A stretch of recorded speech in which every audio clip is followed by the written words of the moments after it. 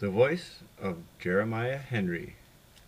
I've never driven so hard and so fast in all my life. More than once I came close to tipping that wagon over, but God was with me, and I will always believe that. He was the one holding the reins that night. If I had been a gambling man, I would have wagered everything in my store that the folks in Ohio would not have sent anyone across that night. I would have lost that bet, thank God. When I got to the landing place at the river, I couldn't believe my eyes. The ferry boat was waiting right there. It was raining too hard for me to recognize the good soul who had brought the boat across, but I hope God rewarded him with blessings for the rest of his life. I stood there and watched my passengers get out of the wagon. Joe and the tall, thin girl gave me big hugs. The other boy and the girl with the baby didn't thank me or anything. They had their arms around each other and moved like they was almost dead. All four of us got on the ferry, and I watched until it disappeared in the dark. A few days later, Mrs. Henfield and Jake Pendle came in the store. I never liked Pendle. He's the kind of man who would kill a slave because whipping would be too much work. You wouldn't happen to know anything about four of Mrs. Henfield's slaves escaping, would you? My lips said no, but I could feel the look of delight in my eyes and the smile that came over my face as I lied. Well, I knew I wasn't cut out for this kind of work. I don't enjoy lying, but even when the cause is abolition of slavery. But it was my idea to come south and see what I could do to help some of these poor creatures escape the wretched institution. But when Mrs. Henfield and Pendle told me that my passengers had set the barn on fire and Sampson had almost been killed trying to save the horses and mules, my heart sank. I didn't want to believe them. I was sorry to hear that. Sampson was the kind of slave I didn't have much respect for, though I couldn't fault him. If I had been a slave, who knows what I would have done. It's entirely possible that I would have found that the best way to survive was to love my master and mistress more than I loved myself. Even though I'd had nothing to do with Sampson about being killed, I couldn't escape some responsibility since I was the one who dangled freedom in front of Joe's eyes. Although Pendle had no proof that I had been involved in any of the events of that night, that didn't stop him from telling all the plantation owners and townsfolk not to buy at my store. Almost overnight, I lost practically all my trade. I knew it was only a matter of time before Pendle would accuse me of aiding runaway slaves and have me arrested.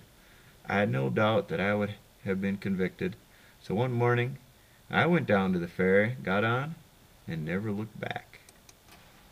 Chapter 12, Philadelphia. A year later, Philadelphia, Emma and Joe are walking along a downtown street on a cloudy day. It's different here. Some of the colored people are dressed just as good as the white ones. There's even little stores owned by colored people, and the white people don't want you to call them master and mistress, but Mr. and Mrs. or Miss. They don't use titles when they speak to us, and they call us by our first names, but there's a little courtesy in their voices when they do. Up here, everybody has two names. In slavery, we only had one name. I was known as Emma, a Butler plantation slave. I suppose if I would have had a last name, it would have been Butler, but I ain't living on the Butler plantation now, and I sure ain't nobody's slave. When me and Joe found out we had to have two names, we talked about it and decided if we was going to be named for anybody, it should be Mr. Henry. Without him, we would still be living in slavery. It's kind of strange to name yourself after somebody you only knew for a little while, but it ain't how long you know somebody that means anything. It's what that person means to you in your heart, and Mr. Henry is everything to me and Joe. Joe and I have our own little house. It's not much, but it's ours, even if we have to pay rent for it.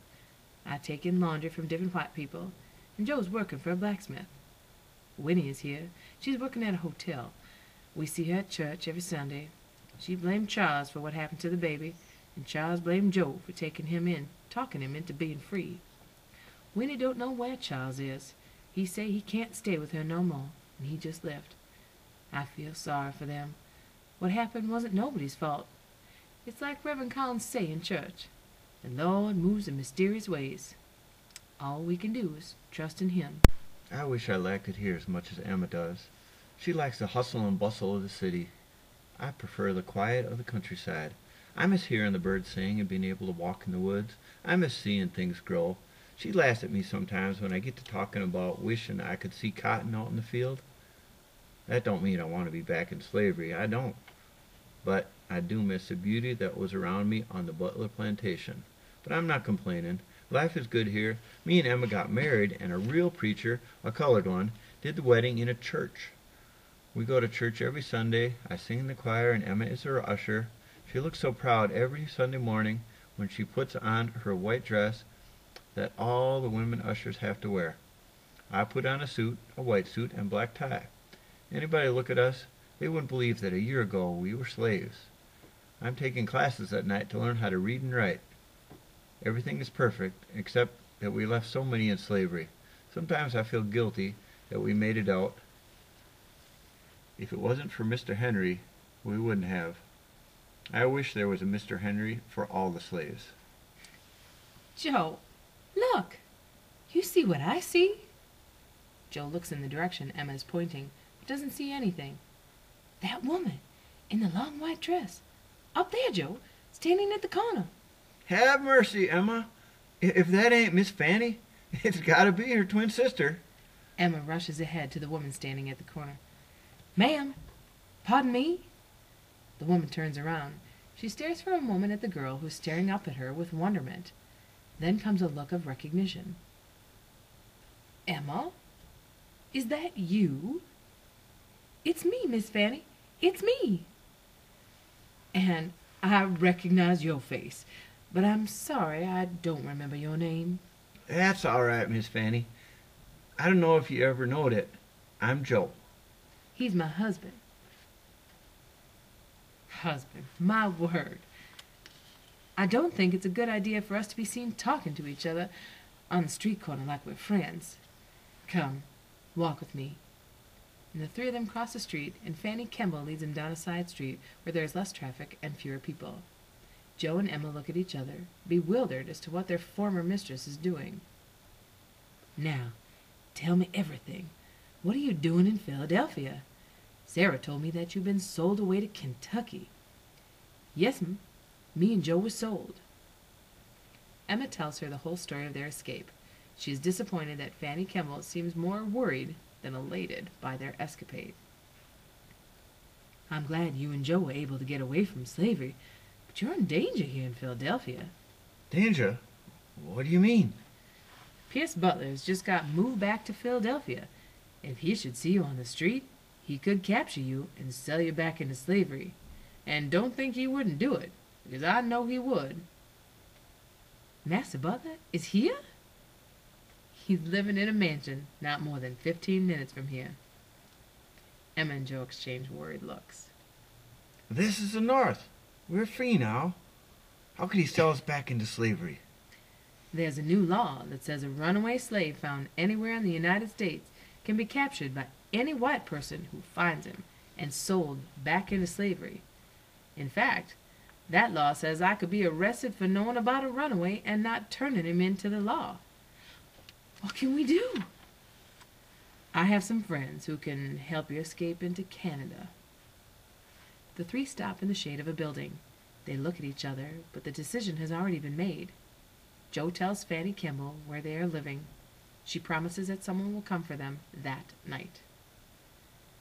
As they're preparing to get ready to leave, how's Miss Sarah and Miss Frances? Sarah still talks about you. Thank you for taking such good care of her after I left.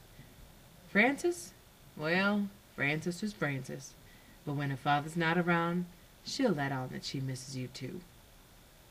I reckon you can't tell them that I miss them too. I wish I could, but I'm afraid if Pierce found out that I've been seeing you, he might try to keep me from having what little contact I have with my daughters. I understand. Well, it's good to see you, Miss Fanny. It does my heart good to see you, to know that you're no longer anybody's slave. Interlude 14. Fanny Kemble is an old woman. After Pierce died, I told Sarah about my meeting Emma on the street. She was upset that I hadn't come and gotten her so she could see Emma too. But she understood. Those were strange and dangerous times when unscrupulous white men would kidnap colored men off the streets, men who were free from birth, and sell them into slavery. and the government of the United States did nothing to protect the rights of the colored people because they had no rights. While I was overjoyed to see Emma, and would have liked nothing better than to take her and Joe into my home, I could not in good conscience put them at risk like that. Immediately after seeing them, I got word to someone who I knew was either involved in the business of getting runaway slaves into Canada or knew someone who did. A few days later, I received an unsigned note that said simply, "The gifts arrived and were sent safely to their destination." After the war, I was visiting Sarah and her family. One evening, she asked me if I knew what had happened to Emma. I told her I knew only that she and Joe had reached Canada safely. She wanted to know where in Canada. I didn't know, but I knew what she was thinking. How could I not, when she had named her first daughter Emma? I contacted the person who had arranged for Emma and Joe to go to Canada, and I learned where they were. It seems that there are several small towns in Nova Scotia made up of almost entirely of colored people, free-born Canadians and runaways from slavery. Emma and Joe had settled in one of them. Sarah wrote and Emma responded. It was very heartwarming to my Sarah when she had learned that Emma had named her daughter Sarah, and Emma's Sarah read my Sarah's letter to her mother and wrote what her mother said in response. Sarah and Emma longed to see each other again, but travel to Nova Scotia was not easy, and Sarah could not have been away from her family for the time such a visit would have required. But Sarah and Emma exchanged photographs, and thought though both have grandchildren now, they still keep in touch. I was moved to tears when my Sarah told me what Emma's last words to her had been, that she should have a good heart like her mother. I never thought of myself as having a good heart, and especially not during that awful time I lived on the Butler plantation. I felt so helpless because there was nothing I could do to make the lives of the slaves better. I wanted to build a school and a hospital for them. I wanted them to own the Butler plantation because they had earned it by their hard labor, but none of that was possible. I left the plantation feeling I had been such a failure. But perhaps that was because all I could think about was what I had not accomplished. I had not given a thought to what difference it can make when you treat another person with simple respect and dignity, the same respect and dignity you want for yourself. That is so simple, yet so few people seem able to do it.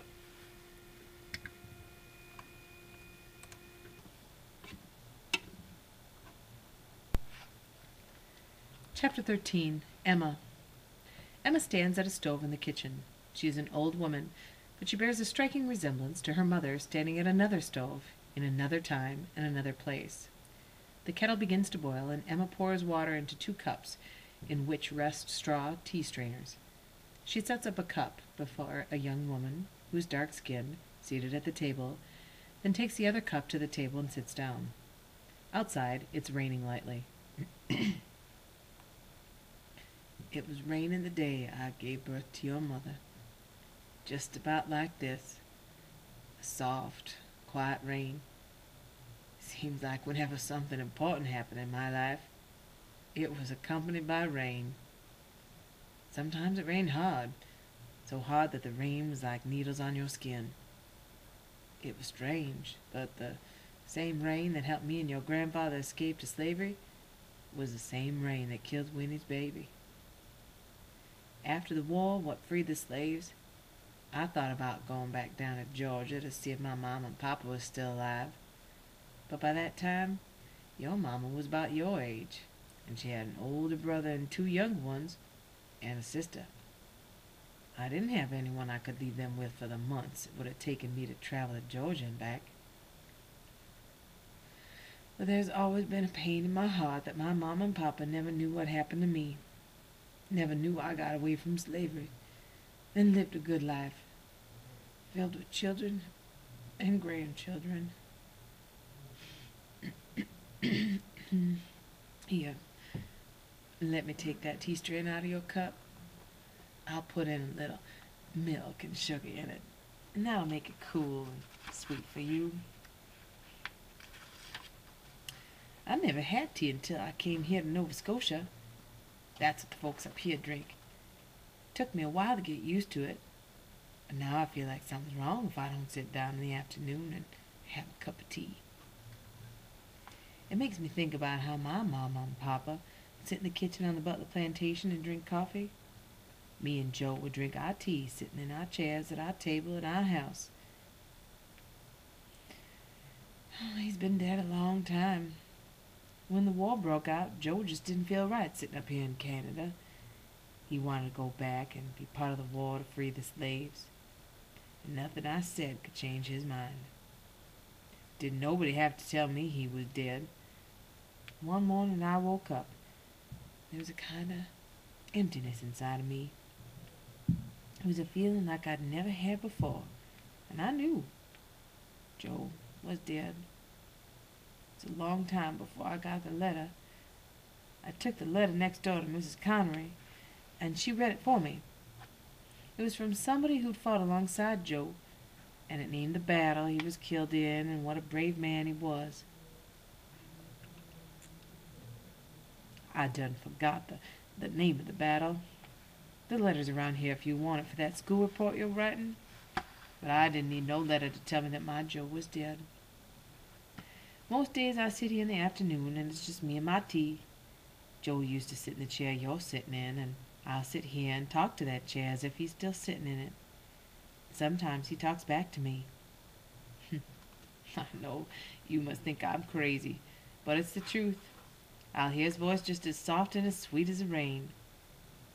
Again, her eyes gaze into a distance at something or someone only she sees.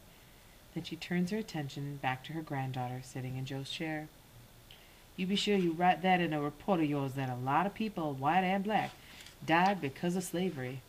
And I'm thinking about them what died in slavery and them what died to kill slavery. And you be sure and you'll put in there what I told you all about white folks back in that time. They all wasn't evil. If it hadn't been for white people like Mr. Henry, me and Mr. Joe wouldn't have made it all the way up here to Nova Scotia. Black and white were conductors on that underground railroad, they called it. And you be sure and put in that report of yours that I named your mother Sarah for a little white girl who hated slavery too. She hated wrong, and that's because she had a good heart, and it's all that matters in this life. If your heart hurts when you see somebody suffering, you have a good heart. You understand all that? Emma's granddaughter nods her head. I know you do, honey. I know you do.